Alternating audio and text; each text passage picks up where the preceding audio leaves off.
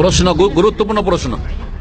কারণ অধিকাংশ মানুষ আজকাল নামাজ যেই সময় ফরজ হয় সেই সময় নামাজ আদায় করা শুরু করে না। নামাজ ফরজ হয়ে যায় সাবালক হলে, সাবালক হওয়ার কোনো লক্ষণ পাওয়া গেলেই, সেটা স্বপ্নদোষ হতে পারে, আর গোফ মোচ গজা হইতে পারে, অথবা নাভিন্ন লোম পশম গজা হইতে পারে।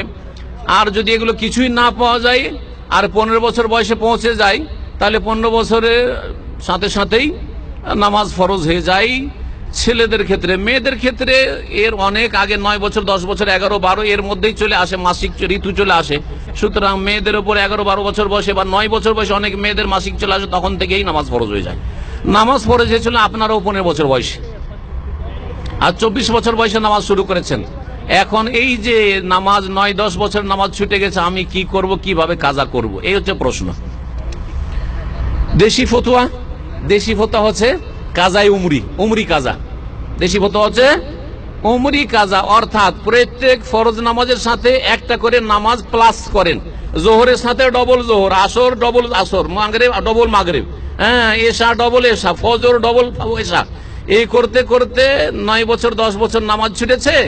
দেশের এক শ্রেণীর হুজুররা শিখায় তুমি 10 বছর কি করো, উমরি কাজা করো। এটি বিদআত, যার কোনো দলিল না কোরআনে আছে, না হাদিসে আছে, না সাহাবায়ে কেরামদের আমলে আছে। তাহলে সহি ফতোয়া কি এই ক্ষেত্রে?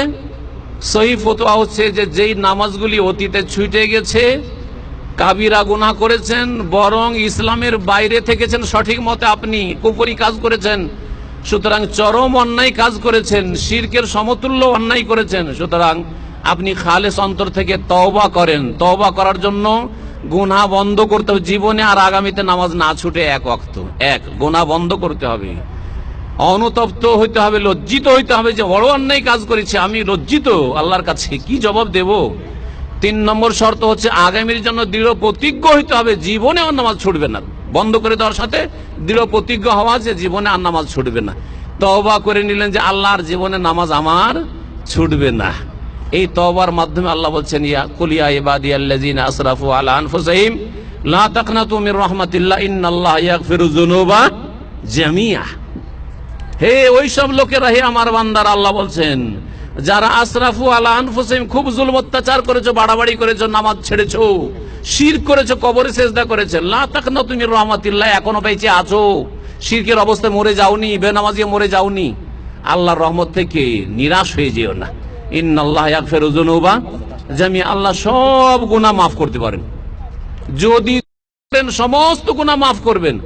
আল্লাহ যদি আবু সুফিয়ান রাদিয়াল্লাহু আনহু ওহদের যুদ্ধে কাফেরদের নেতৃত্ব দিয়েছেন, খালিদ বিন ওয়ালিদ কাফেরদের প্রধান সেনাপতি ছিলেন, হিন্দ নবী সাল্লাল্লাহু আলাইহি ওয়াসাল্লামের চাচার কলিজা বের করেছে, মালা বানিয়েছে, চিবিয়েছে, তাকে যদি কালেমা নসিব করেন আর মাফ করতে পারেন, যেহেতু সে ইসলাম কবুল করেছে, তাহলে আপনার মতো বেনামাজিকে কেন মাফ করবেন আল্লাহ রাব্বুল আলামিন? কবর মাজারে সিজদা করেছেন, কেন আল্লাহ মাফ করবেন? আপনি তো জন্মসূত্রে মুসলিম ছিলেন, কিন্তু ভ্রান্ত পথে ছিলেন, শিরক কুফরি পথে ছিলেন। ইন্নাল্লাহা ইয়াগফিরু যুনুবা জামিআ, এই হচ্ছে আল্লাহর ঘোষণা। তাহলে আল্লাহ তওবা দিয়ে মাফ করবেন।